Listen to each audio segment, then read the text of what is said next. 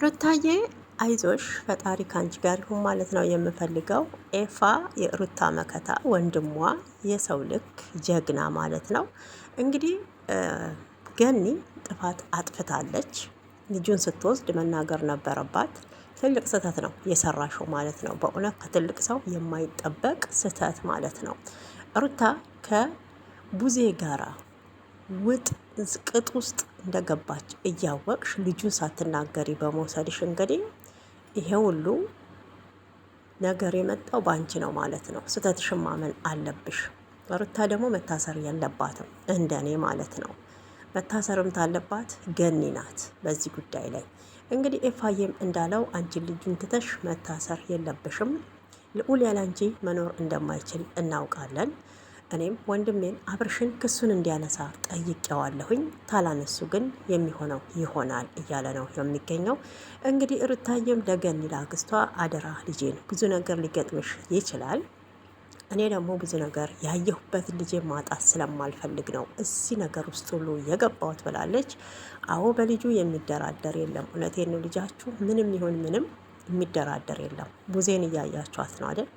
በወንድሟ እየተደራደረች አይደለም። ወንድሟ ጥፋት ቢኖርበትም ጥፋትን ሁሉ እየሸፈነች ሩታ ጥፋተኛ እንደሆነች እያሳየች ነው እዚህ ጋር ያለው ማለት ነው። ሰላም ውዶቼ እንዴት አላችሁልኝ? ሰላማችሁ ዝትርፍ ይበል። ኢትዮጵያንም ኤርትራያንም በመላ ዓለም የምትገኙ ውዴኔ ቤተሰቦች ላይክ ሰብስክራይብ እያደረጋችሁ አበረታቱኝ። ወዳችኋለሁ። ሰላም ለሀገራችን፣ ሰላም ለሕዝቦቿ አላለሁ ማለት ነው። ይህን ሰሞን እንግዲህ የሚደረገውን አይታችሁ ከሆነ በጣም ከባድ ነገር ነው እያስተላለፉ ያሉት ማለት ነው። በዚሁ አጋጣሚ እንግዲህ አይተናል። ኤፋም ወንድሙን ጠይቆታል። ክሱን አንሳ፣ ሩታ ለልዑል ታስፈልገዋለች። ምንም ቢሆን የዛሬውን ሳይሆን ከዚህ ቀደም ያሳለፋችሁትን የንጹህን ፍቅር ጊዜ ማስታወስ አለብክ እያለው ነው የሚገኘው ማለት ነው። እና አብርሃምም ስሜ ጠፍቷል፣ በክብሬ አልደራደርም፣ የውሽማይም ስም ጠፍቷል፣ ክሱን ደግሞ አላነሳም እያለው ነው ያለው ማለት ነው። ገኒም ቡዜ ክሱን እንድታነሳ እየጠየቀቻት ነበረ። እንኳን ነክተውሽ ድሮም ጤዛነሽ አለ ያገሬ ሰው ማለት ነው። እና ቡዜ ለሩታ እንኳን ይቺ ነገር ተጨምራላት ማለት ነው። እና ከሩታ እንዲመጣ የሆነ ነገር ትፈልግ ነበረ። እሱም እንግዲህ በአደባባይ መጥቷል ማለት ነው። ልጄን ወስደሻል፣ ልጄን አምጪ በሚል ንትርክ ውስጥ እስተ ክስ ድረስ እንግዲህ ደርሰዋል። እንዳየነው እንደተመለከትነው ማለት ነው። ከጀርባቸው ያለውን ፈጣሪ ነው የሚያውቀው። እኛ ግን በተለቀቀው ቪዲዮ ላይ ነው አስተያየት መስጠት የምንችለው፣ ዛሬም ሆነ ነገም ማለት ነው። ከካሜራ ጀርባ ምን እንደሚሰሩ አናውቅም። ወይ ደግሞ አንዳንድ ኮሜንት እየጻፉ አብርሃም የሄርሜላ ወይም የውሽሚት ንግስታቸው ናት፣ እቺ እባብ ትውጣ ምናምን እያለ የሚኮምተውን ይሄን እነሱ ቁጭ ብለው ማለት ነው ፊልማቸውን እያዩ እውነቴን ነው የምላችሁ በኮሜንት ዘና እያሉ ምን አይነት ጅሎች ቢሆኑ ነው? እንዴት አስበውት ነው? የትኛው ትዳር ነው ሶሻል ሚዲያ ላይ ወጥቶ የሚሰዳደበው? እኛ ለዶላር ብለን ነው እያሉ ይህን እነሱ እየሳቁብን ነው። ታውቃላችሁ፣ እኛ ነን ጅሎች የሆን ነው፣ እነሱ ጅሎች አይደሉም። ሆነም ቀረም ማለት ነው። የትኛውም ትዳር እውነቴን ነው የምላችሁ እንዲህ አደባባይ ወጥቶ አይሰጣም፣ ሲጀመርም አይሰጣም ማለት ነው። እና አዳሜ ቻናሉን እያሳደገ ነው። በአሁኑ ወቅት ደግሞ ታውቃላችሁ ከትላልቅ ትናንሽ ዩቱብ ሞኔታይዝም እያነሳ ነው፣ ቪውም እየቀነሰ ነው። በቃ የሆነ አዲስ ጸባይ አምጥቷል ዩቱብ ራሱ። ስለዚህ እነሱ አሁን በምን አይነት ሙድ ህዝቡን መያዝ እንዳለባቸው፣ የህዝቡን ቴንሽን መስረቅ እንዳለባቸው በጣም ገብቷቸዋል ማለት ነው። በጣም ገብቷቸዋል። ስለዚህ ምንላችሁ ፈልጌ ነው ቡዜም ብትሆን ቻናሏን እያሳደገች ነው። ሁሉም የሚመጣው ቻናሉን እያሳደገ ነው ማለት ነው። ሜሪ እንኳን ጠፍታ ከስንት ቀን በኋላ ብቅ ብላ ነበር። አይታችኋል ሰሞኑን ያለውን ነገር።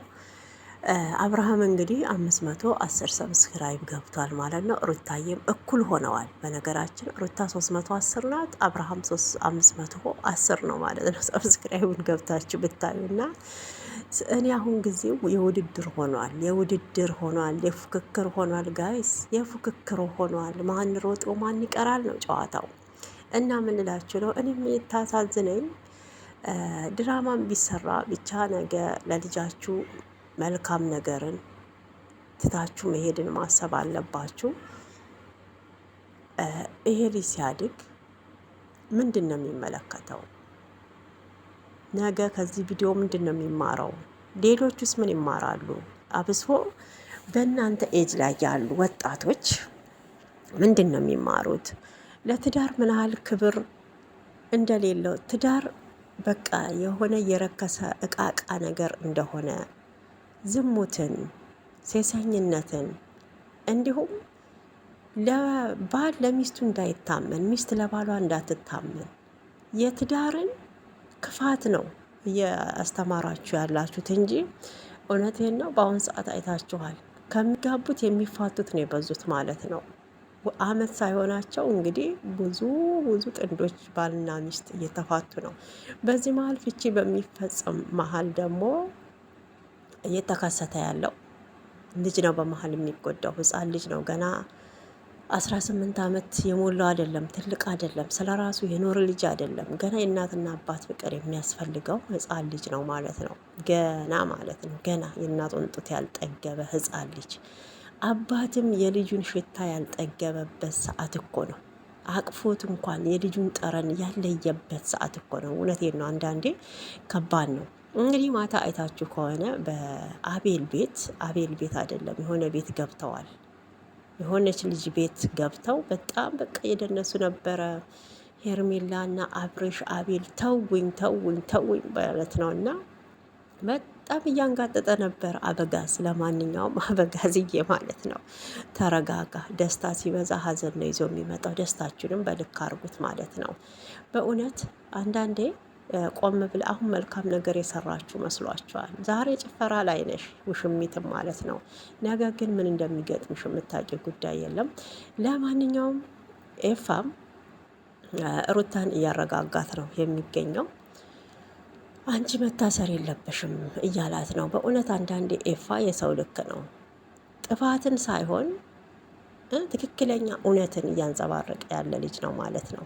ጥፋትን እያሳየች ያለችው እህቱ ናት። በነገራችን እህቱ ምን ያህል ሩታ ጥላቻ እንዳላት እኔ አንዳንዴ የቆየ ቂም አላት ወይ እንደው የሆነ መስመር ላይ ተገናኝተው ያንን የበቀል ቂም ለመወጣት ነው እያረገች ያለችው ወይንስ ምንድን ነው የምትሉት ማለት ነው።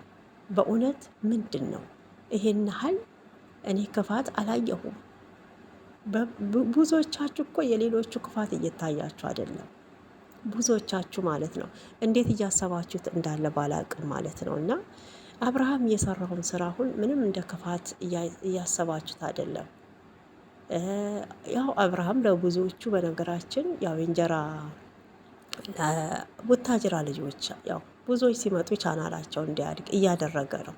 እሱንም ለሚያውቀው እንደዚህ በጣም በቃ ውስጥ ለውስጥ ነው እንጂ ቻናል እንኳን ሼር አድርጉ ብትሏቸው እውነቴን ነው በብር ነው ያስከፍላሉ ማለት ነው። እስከ 20-30 ሺህ ነው ሼር ለማድረግ። የሼሩን ቦታ አይታችሁታል ማለት ነው። እንግዲህ ሰብስክራይብ አይከፈልበትም፣ በነፃ ዋይፋይ እግዚአብሔር ይመስገን። ኢትዮጵያ ላለ ይከብዳል። ያው ኢትዮጵያ ያሉ ሰብስክራይብ ቢያረጉም ሰብስክራይብ ይጨምራል እንጂ ሌላ ነገር ምንም የሚሰጠው ፋይዳ የለውም። ግን ለቁጥር ጥሩ ነው። ይህን ያህል ሰብስክራይብ ይዘዋል ማለት ነው። እና አሁን ላይ ሁሉም እየወጣ በቃ ሩታ እንዲያለች ሩታ እንዲያለች ነው የሚሉት። የእሷ ትንሽዬ ጥፋት ነው በቃ ገኖ በጣም የሚታየው። የሌሎቹ ምንም ጥፋት እየታየ አይደለም። እንግዲህ እዚህ ጋር እንደምናየው ሩታም ልጇን አቅፋለች። ይሄንን የመሰለን ቦቅቅላ ልጅ ማለት ነው። በጣም የሚያምር ቸኮሌት መልክ በእውነት እሱም በመሀል ተሰቃየ። በነገራችን ሩታ ታለች፣ ምንም አይሆንም። ገኒም አንቺ የትም መሄድ የለብሽም፣ እታሰርኩም እኔ ነኝ፣ ክሱን ግን እንዲያነሱ ነግሬያቸዋለሁ፣ ክሱን አላነሱም፣ እናነሳለን ነው ያሉኝ ብላለች ማለት ነው። እና እንግዲህ ሩታዬ አደራ ለገኒ ልጇን እየሰጠቻት ነው። ኤፋም ይሄ ነገር ትክክል እንዳልሆነ ለሩታም እያስረዳት ነው ያለው። በዚህ መሀል ያው ሩታም ተረጋጊ ያለውን ነገር እናያለን ብሏል። ስላጽናናካት እናመሰግናለን። ወዶችዬ እናንተ የራሳችሁን ሀሳብና አስተያየት መስጠት ትችላላችሁ። በተረፈ ምን ተሰማችሁ? ገኒ ጥፋተኛ ነች አይደለችም? እንደኔ ጥፋተኛ ናት። መናገር ነበረባት ማለት ነው። መናገር ነበረባት። ሩታም ያው ምንም ጥፋት የለም። ልጇ ነው፣ የልጇ አባት ነው። ከዚህ በፊት መጥተው እንውሰድ ስላሉ ያስፈራሯት ነገር አለ። እሱም ማቅረብ ትችላለች። ምንም ይሄ የሚከብድ ነገር አይደለም። ግን ልጅ ጥላ እስር ቤት ስትገባ ትንሽ እንትን ሊል ይችላል እንጂ ሰው ነች። ምንም አትሟሟ፣ ምንም አትሆንም ማለት ነው። ማንም ደግሞ ከጥፋቱ ከህግ የሚያመልጥ የለም በነገራችን ማለት ነው። ግን አሁን